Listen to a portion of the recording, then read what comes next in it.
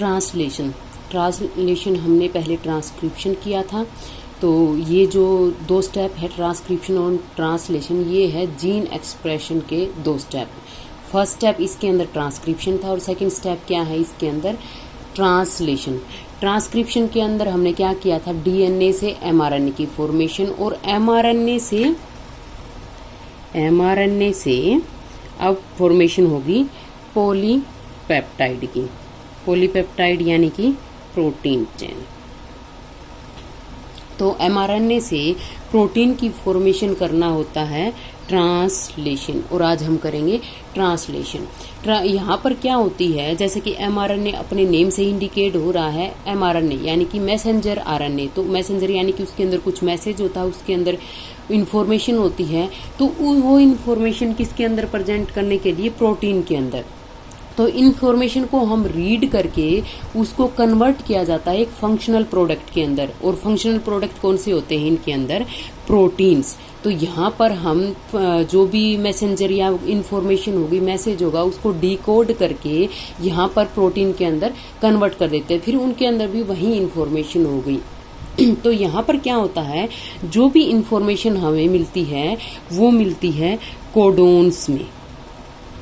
क्या मिलेगी, इंफॉर्मेशन। अब कोडोन्स क्या होते हैं, कोडोन्स होते हैं triplet of nucleotides on mRNA. Triplets of nucleotides on mRNA, ये टोटल कितने होते हैं, 64 होते हैं, जिनके अंदर एक तो स्टॉप कोडोन होता है प्लस 3 यहाँ पर स्टार्ट कोडोन होंगे। तो यहाँ वाले रीजन के अंदर हम ये कह सकते हैं कि relationship of codons and amino acid is called genetic code. जो हम पढ़ते हैं कि इंफॉर्मेशन देते हैं, ये अमाइनो एसिड को रिप्रेजेंट करते हैं यहाँ पर। तो इसके अंदर ट्रांसलेशन के अंदर सबसे पहले जो स्टेप आएगा उसके अंदर हम करेंगे, जैसे कि अमाइनो एसिड की रिक्वायरमेंट है हमें, तो अमाइनो एसिड स्टार्ट में वहां पर इनएक्टिव फॉर्म में प्रेजेंट होते हैं। ट्रांसलेशन होता कहाँ है, साइटोप्लाज्म के अंदर, और साइटोप्लाज्म के अंदर भी कहाँ पर, राइबोसोम्स में, राइबोसोम्स पर। ठीक है, तो वहां पर क्या होता है कि जितने भी वहां पर अमाइनो एसिड प्रेजेंट है, क्योंकि ये रिक्वायरमेंट है हमारी अमाइनो एसिड की, वो इनएक्टिव फॉर्म में प्रेजेंट होते हैं। तो सबसे पहला जो स्टेप होगा क्या, activation of amino acid. Amino acid को एक्टिवेशन करवाने के लिए क्या किया जाता है, अमाइनो एसिड यहाँ पर बाइंड करते हैं एटीपी के साथ में। एटीपी के साथ में with the help of amino acyl tRNA synthetase, with the help of amino acyl tRNA synthetase. ये एंजाइम है और ये क्या करता है, इसको कन्वर्ट कर देता है अमाइनो एसाइल एएमपी कॉम्प्लेक्स में प्लस पायरोफॉस्फेट। ठीक है, अब ये अमाइनो एसाइल एएमपी क्या करेगा, यहाँ पर बाइंड कर जाता है बाद में टीआरएनए के साथ में। टीआरएनए विद किसकी हेल्प से, same amino acyl tRNA synthesis की हेल्प से, और यहाँ पर आकर के ये फॉर्मेशन करेगा अमाइनो एसाइल टीआरएनए कॉम्प्लेक्स की प्लस एएमपी यहाँ पर रिलीज होती है, अमाइनो मोनोफॉस्फेट। तो इसके अंदर क्या होता है कि जैसे यहाँ पर पायरोफॉस्फेट और यहाँ पर एएमपी रिलीज हो गई दोनों स्टेप में, दोबारा से ये क्या करते हैं, जो रिलीज प्रोडक्ट हैं दोबारा से बाइंड कर देते हैं और एक न्यू एटीपी की फॉर्मेशन कर देते हैं। और एटीपी दोबारा से जो अमाइनो एसिड इनएक्टिव फॉर्म के अंदर प्रेजेंट है उनको दोबारा से एक्टिव फॉर्म के अंदर लाने के लिए यूज होती है। तो ये रिसाइकलिंग के अंदर चलते रहते हैं कि यहाँ से फिर से रिलीज होकर के एटीपी की फॉर्मेशन करेगी और न्यू एक्टिवेशन करेंगे अमाइनो एसिड का। तो यहाँ पर अमाइनो एसिड एक्टिवेशन फॉर्म के अंदर प्रेजेंट हो और अमाइनो एसिड टीआरएनए कॉम्प्लेक्स की फॉर्मेशन कर देते हैं। इसके बाद में जैसे ही अमाइनो एसिड एक्टिवेशन होता है, फर्स्ट जो स्टेप है ट्रांसलेशन का वो आ जाएगा इनिशिएशन। इसके अंदर भी 3 स्टेप होते हैं, इनिशिएशन, इलोंगेशन एंड टर्मिनेशन। तो इनिशिएशन में हम सबसे पहले इसके अंदर क्या होता है, जैसे 2 तरीके की सेल्स होती है, एक तो होती है यूकारियोट्स और एक दूसरी होगी प्रोकारियोट्स। यूकारियोट्स के अंदर क्या होता है, जैसे कि हमने पहले ट्रांसक्रिप्शन के अंदर किया था, उसके अंदर क्या था कि एमआरएनए की फॉर्मेशन हो रही है और एमआरएनए जो पॉलीमरेज सेकेंड होता है उसकी हेल्प से फॉर्मेशन हो रही है, और बाद में जैसे ही वो मैच्योर एमआरएनए के अंदर कन्वर्ट होता है तो उसके अंदर यहाँ पर जो मेथानिल गुआनाइसाइल ट्राइफॉस्फेट की यहाँ पर कैपिंग की फॉर्मेशन होती है। ठीक है, कैपिंग की फॉर्मेशन के बाद में यहाँ पर इनिशिएशन सीक्वेंसेज आएगी। तो यहाँ पर जो भी सीक्वेंस होगी वो बाइंड करवाने में हेल्प करवाएगी। तो यहाँ पर जो सीक्वेंस होगी वो होगी कोजेक सीक्वेंसेज, जो बाइंडिंग में हेल्प करवाएगी एमआरएनए की, किसके साथ में, आरआरएनए के साथ में, जो राइबोसोमल यूनिट है, क्योंकि वो भी रिक्वायर्ड यूनिट है इसके अंदर। राइबोसोम, टीआरएनए, एमआरएनए, ये यहाँ पर इसकी रिक्वायर्ड इंफॉर्मेशन है या फिर रिक्वायरमेंट्स हैं जिनके बिना यहाँ पर ट्रांसलेशन कंप्लीट नहीं हो सकता। तो यूकैरियोट्स के अंदर कोजेक सीक्वेंसेज होती है और प्रोकैरियोट्स के अंदर क्या होती है, साइन डेल्गार्नो सीक्वेंस। ये दोनों सीक्वेंस प्रेजेंट होती है। इनके अंदर यहाँ पर इनिशिएटर कोडोन प्रेजेंट होता है, यानी कि स्टार्ट कोडोन प्रेजेंट होता है, और यहीं के बाद में वो ट्रांसलेशन स्टार्ट करवा देती है। तो यहाँ वाले रीजन के अंदर क्या होता है कि एक और बात, अब यहाँ पर जो स्टार्ट सबसे पहले जो इनिशिएटिंग अमाइनो एसिड होता है जो प्रेजेंट होगा वो यूकैरियोट्स के अंदर क्या होता है, मिथियोनाइन। बट यहाँ पर जो बैक्टीरिया या प्रोकैरियोट्स होंगे उनके अंदर होगा फॉर्माइलेटेड मिथियोनाइन, यानी कि एफ मिथियोनाइन। यहाँ पर फर्स्ट जो टीआरएनए बाइंड करेगा वो यूकैरियोट्स के अंदर मिथियोनाइन होगा और प्रोकैरियोट्स के अंदर फॉर्माइलेटेड मिथियोनाइन रहेगा, और टीआरएनए इसके अंदर भी रिक्वायरमेंट्स हैं। अब इसके अंदर जो सही मायने में हम स्टार्ट करेंगे इनिशिएशन हम बैक्टीरिया के अंदर करेंगे, तो उसके अंदर क्या होता है, वो 5 प्राइम और 3 प्राइम प्रेजेंट होते हैं, क्योंकि एमआरएनए कहाँ से आया है इसके अंदर, ट्रांसक्रिप्शन जिसके अंदर 5 प्राइम और 3 प्राइम प्रेजेंट थे। जो साइन डेल्गार्नो सीक्वेंस है उसके अंदर यहाँ पर इनिशिएटर कोडोन जो कि हमारा होता है एयूजी प्रेजेंट है यहाँ पर। तो ये है क्या, एमआरएनए। अब एमआरएनए के साथ में बाइंड करती है यहाँ पर 30s unit of ribosome plus initiating factor IF3 plus IF1। Initiation factor 3 present होते हैं, IF1, IF2 and IF3। Initiation factor 1, initiation factor 2 and initiation factor 3। इसके अंदर क्या होता है, जो फर्स्ट वाला है वो क्या करता है, प्रिवेंट करता है इनिशिएटर जो टीआरएनए होता है उसको ए साइड से बाइंड करने के लिए। ठीक है, IF2 क्या करता है, डायरेक्ट करता है इनिशिएटेड टीआरएनए को इसकी करेक्ट पोजीशन के साथ में बाइंड करने के लिए, डायरेक्शन देने के लिए। IF3 क्या करता है कि यहाँ पर राइबोसोम की 2 यूनिट होती हैं। 2 यूनिट कौन सी, larger subunit plus smaller subunit. ये लार्ज यूनिट है, ये स्मॉल यूनिट है। तो यहाँ पर क्या होता है कि जैसे ही ये दोनों बाइंड करती हैं तो उनके क्या होता है, प्री मैच्योर रीएसोसिएशन न हो जाए लार्ज और स्मॉलर सब यूनिट का, तो इसीलिए वो उसको यहाँ पर IF3 प्रेजेंट होता है। तो राइबोसोम्स की जो यूनिट होती है उनके ऊपर 3 साइट प्रेजेंट होती है, ई साइट, पी साइट और ए साइट, यहाँ वाले रीजन के अंदर। अब ये जो तीनों जो साइट प्रेजेंट होती है, तो ये जो तीनों साइट होती हैं, ए यहाँ पर रिप्रेजेंट कर रहा है amino acyl tRNA binding site, P represent कर रहा है पेप्टिडाइल टीआरएनए बाइंडिंग साइट, और ई रिप्रेजेंट कर रहा है यहाँ पर एग्जिट साइट। तो यहाँ पर जितने भी टीआरएनए बाइंड करेंगे ए के साथ में करेगा, फिर पी के साथ में, और फिर ई से ही वहां पर एग्जिट हो जाएगा।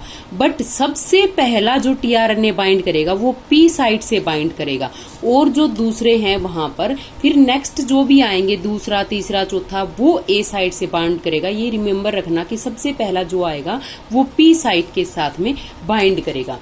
तो यहाँ वाले रीजन के अंदर अब जैसे तीनों साइट हम देख चुके हैं, तो इसके अंदर सबसे पहले क्या आता है कि हमने एमआरएनए सीक्वेंस ले ली है या एमआरएनए ले लिया है, उसके साथ में IF3 उनको प्रीमेच्योर रीएसोसिएशन नहीं होने दा। IF1 क्या करता है, डायरेक्ट बाइंड्स करवाता है इनिशिएशन टीआरएनए का, उसको प्रिवेंट करवाता है direct binding to a site, क्योंकि जो फर्स्ट जो भी आएगा वो पी साइट से बाइंड करेगा।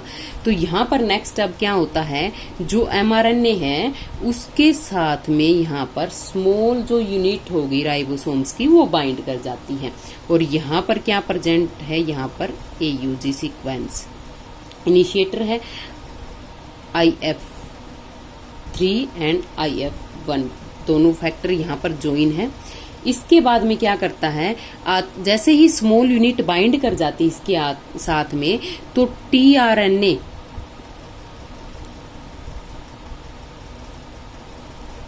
कौन सा, यहाँ पर हमने क्या कहा था कि यूकारियोट्स के अंदर कौन सा करेगा, फॉर्माइलेटेड। तो यहाँ पर फॉर्माइलेटेड बाइंड कर रहा है, इसका मतलब प्रोकारियोट्स के अंदर क्या करेगा, फॉर्माइलेटेड। तो यहाँ पर फॉर्माइलेटेड टीआरएनए, तो इसका मतलब हम क्या किसके अंदर कर रहे हैं, प्रोकारियोटिक सेल्स के अंदर। तो यहाँ पर अब तीसरा जो इनिशिएशन फैक्टर है वो आएगा IF2, और उसके साथ में आएगी GTP। यहाँ पर आने के बाद में अब इसके अंदर जो स्मॉल सब यूनिट है, यहाँ पर आने के बाद में ये जो स्मॉल सब यूनिट है इसके साथ में IF3 फैक्टर बाइंड था, IF1 फैक्टर, इनिशिएशन फैक्टर 1, और यहाँ पर क्या थी, पी साइट, यहाँ पर A और यहाँ पर E साइट, पी साइट। तो जो टीआरएनए होगा यहाँ पर आकर के बाइंड कर जाएगा। सबसे पहले हमने कहा था किसके साथ बाइंड करेगा, यहाँ पर पी साइट के साथ में, जो सबसे पहले टीआरएनए आएगा, यानी कि इनिशिएटर टीआरएनए सबसे पहले पी साइट के बाद में। जैसे ही ये टीआरएनए बाइंड करता है तो यहाँ से जितने भी वो फैक्टर थे, IF1 plus IF2, initiation factor 2 plus IF3, और यहाँ पर GDP रिलीज हो जाते हैं। रिलीज जैसे ही ये होते हैं तो यहाँ पर जो लार्जर सब यूनिट है वो आकर के बाइंड हो जाती है। यहाँ पर जो 3 फैक्टर रिलीज होंगे तो लार्जर सब यूनिट एडिड करवाते हैं। जो IF2 GTP होता है, यानी कि इनिशिएशन फैक्टर 2 होता है, वो कंप्लीट 70S इनिशिएशन कॉम्प्लेक्स की फॉर्मेशन करता है, यानी कि जो प्रोकारियोट होते हैं उसके अंदर 70S इनिशिएशन कॉम्प्लेक्स होता है। अब इसके बाद में यहाँ पर क्या था कि ये इनिशिएशन हो चुका है इसका, दोनों जो स्मॉलर और लार्जर सब यूनिट है राइबोसोम की वो एमआरएनए के साथ में बाइंड कर चुकी है। तो अब इसके अंदर स्टार्ट होगा इलोंगेशन। तो नेक्स्ट जो स्टेप है इलोंगेशन। इलोंगेशन के अंदर 3 फैक्टर यूज होते हैं इसके अंदर, EFTU, EFTS and EFG। EFTU क्या करता है, डायरेक्ट से next TRN to its correct position पे डायरेक्शन देता है, उसको करेक्ट पोजीशन पे बाइंड करने के लिए। EFTS क्या करता है, दोबारा से इसको रीजनरेट करता है, क्योंकि ये डायरेक्ट करता है उसको करेक्ट पोजीशन पे बाइंड करने के टीआरएनए के लिए। तो जैसे ये यूज्ड हो जाता है तो उसको दोबारा से रीजनरेट करता है, वहां से ये रिलीज हो जाता है टीआरएनए को बाइंड करवाने के बाद में, तो इसको रीजनरेट करवाता है दोबारा से। EFG क्या करता है, मीडिएट ट्रांसलोकेशन यानी कि जो इलोंगेशन चलता रहता है उसको मीडिएट करवाता है। अब यहाँ पर क्या होता है कि सबसे पहले यहाँ पर पी साइड से बाइंड हो चुका था, पी साइड पे कहाँ पर जो 5 प्राइम एंड है वहां पे, क्योंकि यहाँ पर क्या है कि इनिशिएशन जो साइन डेलगर्नो सीक्वेंस है वो प्रेजेंट थी, इनिशिएशन कोडोन भी यहाँ पर प्रेजेंट है। तो यहाँ पर आने के बाद में अब EFTU क्या करेगा, दोबारा से इसको टीआरएनए को बाइंड करवाने में हेल्प करवाएगा with the help of GTP। तो यहाँ पर सेकंड वन जो भी आएगा वो किस पे बाइंड करेगा, A पे, लेकिन जो P पे अमाइनो एसिड सीक्वेंस थी वो भी यहाँ पर बेकार नहीं जाएगी। तो उसके अंदर क्या होता है कि P से अब ये वाला P वाला कहाँ पर जाएगा, नेक्स्ट साइट कौन सी थी इसकी, ई यानी कि एग्जिट साइट। यहाँ टीआरएनए क्या लेकर के आया था, अमाइनो एसिड कोडिंग सीक्वेंस को। तो यहाँ से पी वाला टीआरएनए जाएगा ई साइट पे और ए वाला बाद में आ जाएगा पी साइट पे। लेकिन उससे पहले क्या करता है, पी साइट के ऊपर जो भी अमाइनो एसिड टीआरएनए के ऊपर प्रेजेंट थे वो यहाँ पर ए साइट पर आने वाले टीआरएनए को दे करके चला जाता है। जो ए साइट पे दे करके जाएगा तो वो वहां पर क्या करते हैं, जैसे कि ये कोडिंग सीक्वेंस इसकी प्रेजेंट थी, तो ये जैसे इसके बाइंड करेगा तो किसकी हेल्प से बाइंड करेगा, यहाँ पर फॉर्मेशन होगी पेप्टिडाइल ट्रांसफेरेज या फिर पेप्टाइड बॉन्ड की हेल्प से वो ज्वाइन कर जाएंगे। तो यहाँ पर जैसे ही अब ये ए वाला पी वाला इसके ऊपर कोई भी अमाइनो एसिड नहीं बचा, क्योंकि उसने किसको दे दिया, जो ए साइड पे न्यू टीआरएनए आया था उसको दे दिया है। और ये वाला किस पे चला जाएगा, ई साइट पे, ये वाला टीआरएनए। ठीक है, अब पी साइट यहाँ पर एम्प्टी हो जाती है, पी साइट एम्प्टी है, ए पे एक न्यू टीआरएनए आकर के बाइंड किया है ए साइट पे, पी एम्प्टी हो गई और एग्जिट कर गया यहाँ से जो ओल्ड या फिर पी साइट वाला टीआरएनए था वो वाला। यानी कि सीक्वेंस डायरेक्ट चलती रहती है, यहाँ से स्टार्ट होती है और यहाँ तक चलेगी। ये यहाँ पर काफी सारे राइबोसोम, क्योंकि एक राइबोसोम से उस एमआरएनए को कोड आउट करेगा, डिकोड करेगा, तो काफी टाइम लग जाता है। तो यहाँ पर मल्टीपल अमाउंट पे राइबोसोम प्रेजेंट होते हैं, एक यहाँ पर पूरे एमआरएनए की स्ट्रैंड के ऊपर। तो उसकी वजह से क्या होता है कि वो प्रोसेस क्या की जाए, मल्टीपल अमाउंट पे राइबोसोम्स है तो वो पोली राइबोसोम्स और इजिली उसको जल्दी ही डिकोड कर देते हैं एमआरएनए को। तो इस तरीके से यहाँ वाली साइड से ये ए साइट पहले यहाँ वाले को रीड आउट करेगी, फिर यहाँ वाले को रीड आउट करेगी, फिर यहाँ वाले को। तो चलते चलते ये क्या पहुंच जाती है, 3 साइट पे। तो 3 साइट पे यहाँ पर प्रेजेंट रहेंगे स्टॉप कोडोन। तो लास्ट वाला स्टेप क्या आ गया हमारा, टर्मिनेशन। 3 स्टेप थे इसके, इनिशिएशन, इलोंगेशन और टर्मिनेशन। टर्मिनेशन के अंदर यहाँ पर 3 फैक्टर प्रेजेंट होते हैं। टर्मिनेशन के अंदर 3 फैक्टर कौन से, R1, R2 और S। तो इसके अंदर ऑलमोस्ट जो स्टॉप कोडन होता है UAA स्टॉप कोडन होता है। तो ये क्या कर जाते हैं, UAG और UGA, ये भी स्टॉप कोडन है।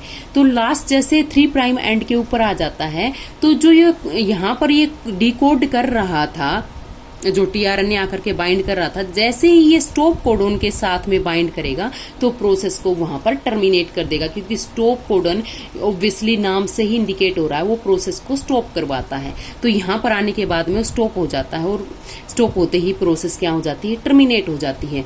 तो यहाँ वाले रीजन के अंदर जैसे जैसे ये चेन इलोंगेट होती जाएगी तो यहाँ वाले रीजन के अंदर मल्टीपल अमाउंट के अंदर जो अमाइनो एसाइड थे वो यहाँ पर ज्वाइन करते जाएंगे और यहाँ पर लॉन्ग पॉलीपेप्टाइड चेन्स की फॉर्मेशन करेंगे। ठीक है, तो इसके अंदर काफी एक लॉन्ग चेन की फॉर्मेशन होगी और ये क्या है, फंक्शनल प्रोडक्ट है ट्रांसलेशन के अंदर। तो यहाँ पर ये क्या कर देते हैं, जैसे स्टॉप कोडोन आएगा तो वो प्रोसेस टर्मिनेट होती है। तो इस टाइम क्या करेगा, टीआरएनए जो भी प्रेजेंट था वो अलग हो जाएगा, एमआरएनए था वो अलग हो जाएगा और ये पॉलीपेप्टाइड चेन थी वो अलग हो जाएंगी। लेकिन राइबोसोम यूनिट के डिस्ट्रक्शन में वो हेल्प नहीं करवाता है, एक अलग से फैक्टर आता है वो इनको यहाँ से रिलीज करता है। तो इसके अंदर एक बार हम फिर से रिपीट कर देते हैं कि सबसे पहले इसके अंदर क्या था, एक्टिवेशन, अमाइनो एसिड का एक्टिवेशन था। अमाइनो एसिड जैसे ही एक्टिवेट होते हैं तो वो क्या कर देते हैं, वहां पर टीआरएनए कॉम्प्लेक्स की फॉर्मेशन कर देते हैं। तो टीआरएनए कॉम्प्लेक्स की फॉर्मेशन करने के बाद में वहां से क्या होता है, इनिशिएशन स्टार्ट होता है। इनिशिएशन में क्या, 2 राइबोसोम्स की यूनिट तो सबसे पहले स्मॉल यूनिट बाइंड करती है एमआरएनए के साथ में, उसके बाद में लार्ज यूनिट। यहाँ पर इनके अंदर 3 साइट प्रेजेंट होती है राइबोसोम्स के अंदर, A site, P site and E site, जो कि एग्जिट साइट होती है। इनिशिएशन के बाद में यहाँ पर आता है इलोंगेशन। इलोंगेशन में सबसे पहले जो टीआरएनए आएगा वो बाइंड करेगा पी साइट के साथ में, नेक्स्ट जो भी आएंगे वो बाइंड करेंगे ए साइट के साथ में। तो यहाँ पर जो भी पी साइट वाला टीआरएनए था जैसे ही ई साइट पे जाता है तो वो अपना यहाँ पर जो न्यू टीआरएनए आकर के बाइंड किया था अपने जो अमाइनो एसिड सीक्वेंस है उसको दे करके चला जाता है। फिर यहाँ वाला क्या कर देता है, ए साइट वाला फिर से आ जाता है पी साइट पे, क्योंकि पी वाला चला गया था ई पे। तो यहाँ पर ये आ गया ये वाली सीक्वेंस, ठीक है, ये वाला यहाँ आ गया है। यहाँ आने के बाद एक न्यू टीआरएनए बाइंड करेगा ए के साथ में, तो ए के ये जो टीआरएनए बाइंड करेगा उसके ऊपर भी तो अमाइनो एसिड प्रेजेंट थे, तो वो फिर क्या करेगा, ये आगे चलता जाएगा, सीक्वेंस को डिकोड करता है। तो यहाँ पर ए वाले के ऊपर नया टीआरएनए आएगा, ये ए वाला चला जाएगा पी के ऊपर। जैसे ही पी वाला ई पे जाता है तो ए वाले को फिर से अपना ये यहाँ से अमाइनो एसिड दे करके जाता है। तो इस तरीके से with the help of peptidyl transferase एक लॉन्ग चेन पॉलीपेप्टाइड की फॉर्मेशन होती है, और इस तरीके से ये एक ट्रांसलेशन प्रोसेस कंप्लीट हो जाती है। लास्ट इसके अंदर आता है स्टॉप कोडॉन, क्योंकि जैसे जैसे रीड करता जाता है 5 to 3 डायरेक्शन के अंदर मूव करता है। तो 3 यहाँ पर प्राइम जो एंड था उसके अंदर प्रेजेंट होता है स्टॉप कोडॉन। जैसे ही स्टॉप कोडॉन को रीड आउट करेगा ये या डिकोड करेगा तो प्रोसेस टर्मिनेट हो जाएगी। ये थे जीन एक्सप्रेशन के दोनों स्टेप। फर्स्ट जो हमने किया था वो ट्रांसक्रिप्शन, दूसरा मोस्ट इंपोर्टेंट क्या था यहाँ पर ट्रांसलेशन।